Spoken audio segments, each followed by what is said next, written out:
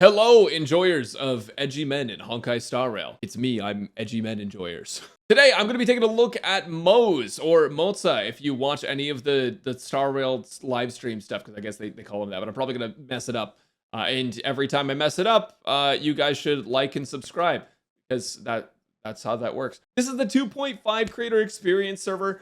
This is all early access stuff, so it's possible that it could change a little bit when he actually comes out, but I don't anticipate he's going to change a ton, maybe some multipliers, but I don't imagine anything beyond that, and I can't promise anything like that. So take everything with a grain of salt. These are my first impressions. This is not the full guide, and that will be out when he is released. But for now, I cannot wait to share this with you guys because I think Moze is so sick. He is such a cool character, a really great addition to the game if you're looking for a lightning sub DPS. We do have a fair bit of sub DPS coming into the game now. We have this like double hunt archetype thing happening, and I really like it. I really like the focus on follow-up attacks, and that is exactly what this guy does. So let's get into it. All right, so here I am with the Doctor Ratio, Aventurine, and Robin team with Moze. Now, honestly, this is just Robin's patch, but the first thing that you'll notice is that we immediately have Zila power creep. Pretty crazy, guys. Pretty insane. I'm just kidding. The animation is sick, though. I really like the animation. So I'm going to just quickly go through what his kit actually does.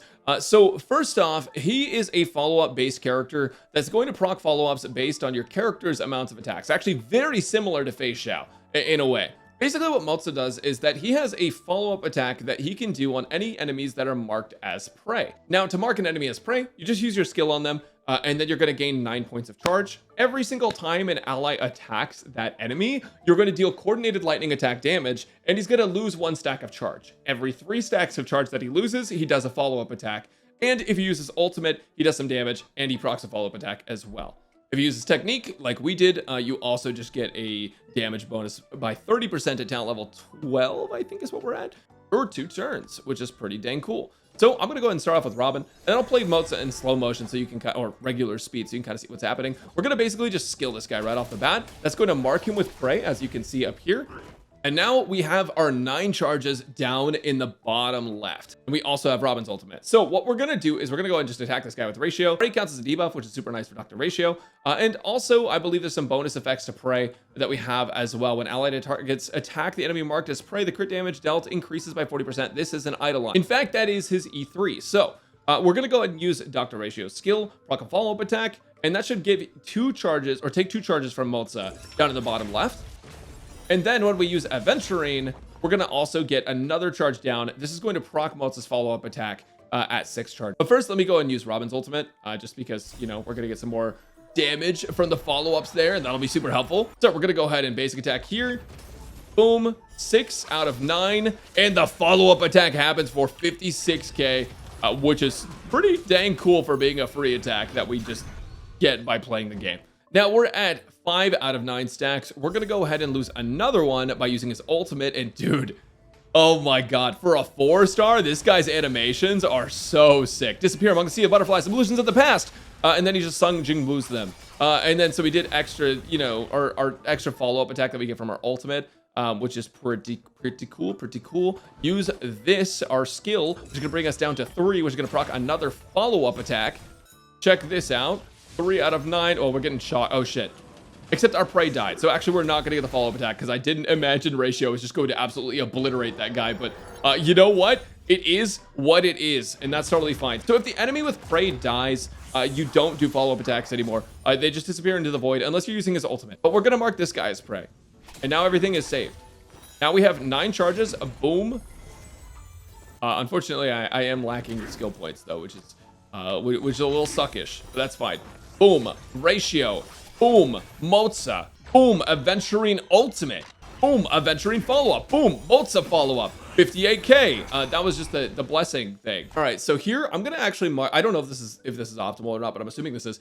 I'm gonna go ahead and mark this guy's prey before I actually use his ultimate. And the reason is because 1, I'm not sure if I'm gonna get another ultimate to begin with. 2, it's gonna give us 40% more crit damage, which is gonna be super nice. So we're gonna go ahead and mark that guy with prey. Then we're gonna ult, and we'll get a free follow-up attack off of that as well, which will bring us down to 8 stacks from the ultimate, and the follow-up won't actually proc another charge. But your other character's follow-ups will proc that. I'm gonna go ahead and use Dr. Ratio's skill, bring him down to 6, get the follow-up from Dr. Ratio, get the follow-up from Moze, and yeah, just all around, this character just makes you feel like you're playing such a fast game, right? Because All these follow-up attacks happen back to back to back. It's super sick. So we get another follow-up attack, another charge gone, and now we're back to Dr. Ratio. So this guy's just gonna die here. That's totally fine. We're gonna go ahead and just do this. Boom, follow-up attack. As long as we crit, he's dead. Yuppers. Okay. So now I'm gonna go ahead and use Adventuring. We need to mark Prey again, but the biggest problem is that Moze is all the way down there. So we're not gonna see that guy for a minute. He's just gonna be gone. I'm gonna actually save Robin's ultimate here. We're gonna go ahead and mark his Prey. And now we're gonna go ahead and ratio ultimate. We're going to ratio skill, and then we're going to use our Adventuring. Holy, but these follow-up attacks just keep going and going and going. It's so crazy. So rather than attacking with Adventuring here, I'm actually just going to go ahead and use Robin. Robin's going to move everyone up in the action priority and give us a follow-up attack damage bonus, which is going to be super nice. Not damage bonus, crit damage, but you guys get what I'm saying. I'm going to go ahead and use Moze's ultimate here too. And this should just, you know, blow her up. 68k, follow-up from Dr. Ratio, 99k, boom, another 52k, another follow-up attack from his ultimate for another 52k. So that was a lot of damage all at once, which is just, oh, it's so good. It's so good. And now, once we reach 0 stacks with Moze, we do get the last follow-up attack because she still had Prey on her. But now the Prey is gone, and Moze is now useless once again until we apply Prey, which is, you know, unfortunate, but it is what it is. I'm gonna go ahead and apply Prey once more, use Adventuring, get his follow-up and his ultimate, get that follow-up buff, and we'll just kill Dr. Ratio here, which will be super fine and easy and whatever. But there you go. So that's a Moze showcase, and that was 3 cycles. Now, I've done better. I've done worse. The characters that were in there don't have the most insane setups. Like, I'm using Cruising the Stellar Sea. I'm using Sleep Like the Dead S1. This light cone, which is, I think, a craftable, but I don't remember. And then this one, which is a gacha light cone 4-star. Like, and these characters are all E0, except for Moze, who's E6. So this kind of setup is attainable for you guys. It should be, like, quote-unquote relatable. Last couple things. So when you use his talent's follow-up attack, you get a skill point back. This is super nice. It makes it a lot easier for you to run SP negative characters. However, it can only trigger once every turn that he actually has. And honestly, Moze doesn't have a lot of turns if you build him like how I build him. And honestly, even if you build him with speed, it's kind of grief. So there's that. I just move my camera so you guys can see. And then he also gets an action advance when he dispels the departed state. So basically when the Prey enemy is killed or when you run out of stacks and the Prey debuff falls off. He does get action advance by 30%, which is pretty cool. And then you also get a bonus that makes it so that when you use his ultimate, it counts as having launched a follow-up attack, and the follow-up attack damage taken by Prey increases by 25%. This is just an add-on to the Prey debuff. And he gets crit damage bonus in his traces, which is super nice. So I don't think I honestly explained what Departed was very well, so I came back in here to show you guys something. So right now, Moze is Departed. That's because his skill is activated. I moved my camera just so you guys can see. He does have 7 stacks. And when I use Robin's skill, and I go to like buff the team by using it on Robin, where's Moze? Well, like the word means, he's departed.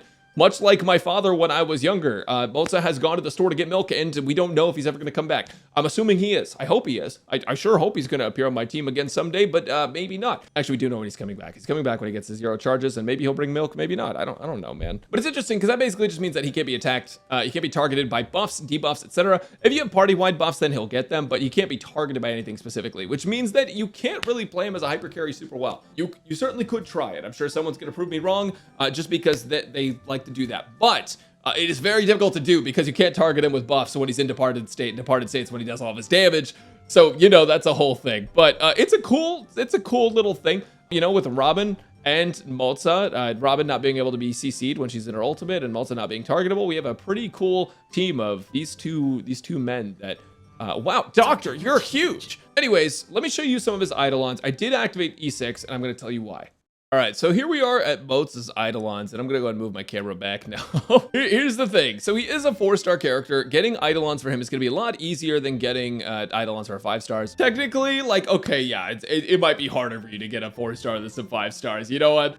That's totally fair. But a lot of people are gonna end up E6ing him, if not right away, then down the line. So I want to go over his Idolons real quick. Basically, his E1 is just going to give him 20 energy after entering the battle. And every time his talent follow-up is triggered, he's going to get 2 more energy, which is going to be, you know, like an extra 6 energy through all of his charges, which is nice. It's not a super necessary thing, but it's helpful. This is going to make it so he's very quick to use his ultimate. But since you're going to be skilling like right away, you're not going to be able to do the ultimate right away. most likely. E2 is going to be the buff I talked about. I think earlier I said E3, but yeah, it's E2. Basically just a crit damage buff to allies hitting prey, which is a pretty big buff, I'm not gonna lie. E3 is gonna be an ultimate and talent level up. E4 is gonna make it so that he gets a damage bonus when he uses his ultimate, 30% for 2 turns, which is super nice. Remember, this guy doesn't have turns very often, at least not the way that I built him. Skill and basic attack level up at Idolon 5, and E6 is going to increase the damage multiplier of his talent's follow-up attack by 25%. Now, the damage multiplier of that going up by 25% is a pretty significant amount. I'm not gonna lie, getting Idolons for this guy is really important. Playing him without Idolons is going to make it a lot harder to use him in content successfully. I did find a lot of luck with him in MOC and with Apocalyptic Shadow. However, I did that with E6. E0 was a lot harder to use, just because you get so much more damage value out of your team and out of him by having Eidolons. Light cones, there's a ton of stuff you can give him, but I just gave him Cruising in the Cellar Sea because, you know, quote unquote, free to play showcase. You guys get what I'm saying. But things like sword play are decent because obviously he's only going to be attacking the prey. The only downside to this is that he doesn't do like multiple hits, so he's not going to stack this up super fast, but it can be helpful. But there's a lot of hunt light cones that are just good for damage dealers in general. I would imagine that River Flows in Spring is actually a pretty decent pick for him, just because it disappears when you take damage, but since Moze is off the field, you don't have to worry about taking damage. So, you know, it could be a decent option for him, and it's craftable, which is cool.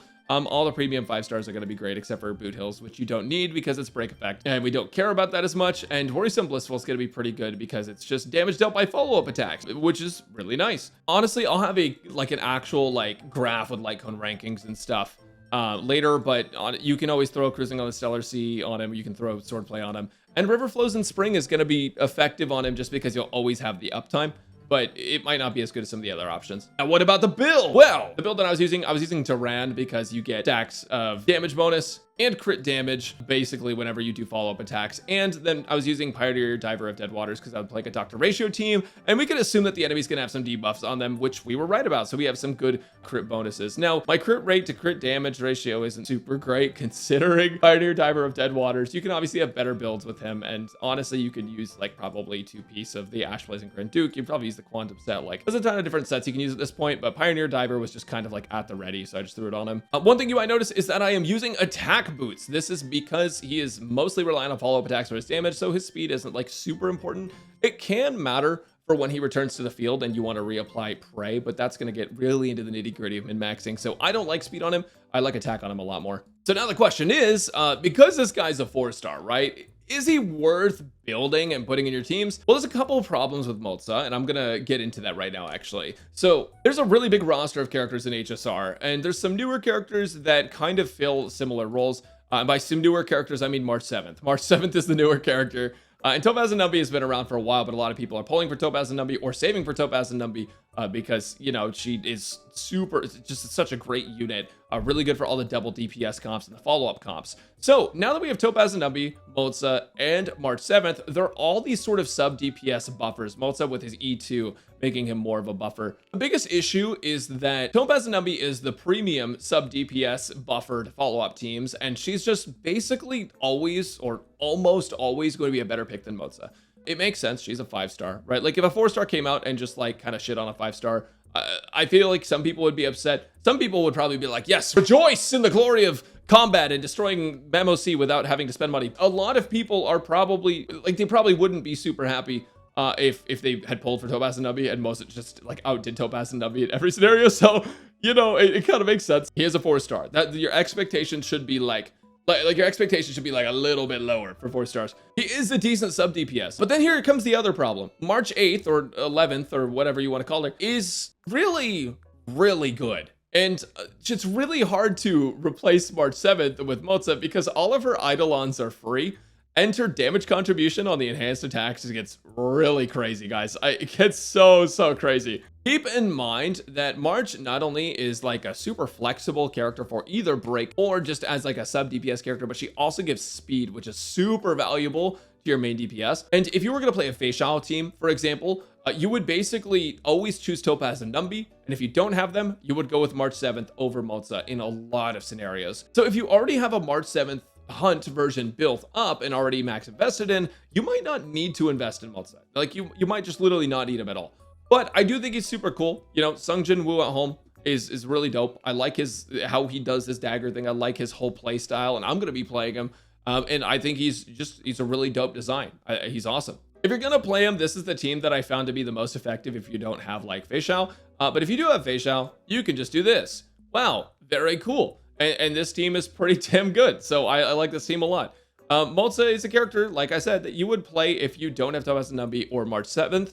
And if you do have March 7th and you just don't really like playing her, then you can play Moze. But how could you not like March 7th? Look at her. She's adorable, guys. How could you not like her? But Adventuring and Robin are basically just always going to be like the shit, right? Like, you're just always going to want them. Since Moze always does play in double DPS teams, though, you can play like Roland May and stuff. It's just that Robin's going to be better.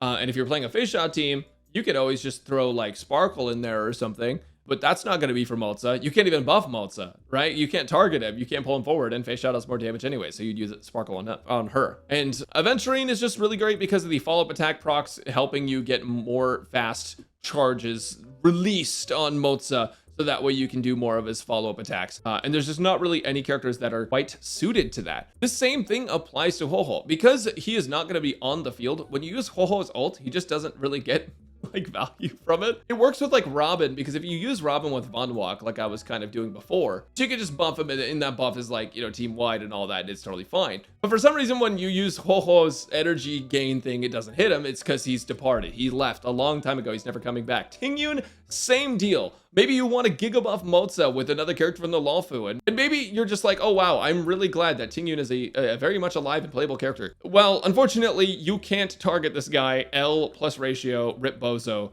give up. So he's not super flexible, but you know, as more double DPS like main carries come out, we could see more play for him, and you can basically replace March 7th with Moze in a lot of the double hunt teams. So that's something to think about. Speaking of double hunt, I didn't really talk about this in the relic section, but there's two things I want to talk about. One is Poised to Bloom. It's basically going to be just like insanely good for them if you are looking at a 4-star light cone, just because what it's going to do is give you crit damage to all the characters on the same path. So if you're playing double hunt, you're going to get 36 crit damage on both your characters, which is super nice. The other thing that I wanted to talk about is Izumo. Izumo is back. We are so back because you get crit rate and attack for having the same path, which I absolutely love. So those are two options. I didn't really mention them before, but those are great. So what are my thoughts on Moze? He's a really cool character. I like him a lot. I'm going to pull him. I'm going to build him. I don't think he's a character that you absolutely need, but since every single one of you guys is pulling on Fei Xiao anyways, you're going to get him. So I hope this overview has been pretty helpful. If you guys want to see my full Moze guide, that is going to be live when he goes live, or maybe just a little bit after he goes live, because I also want to post Fei Xiao. But yeah, thank you guys so much. Subscribe if you want to see more Honkai Star Rail content. I'll catch you guys next time.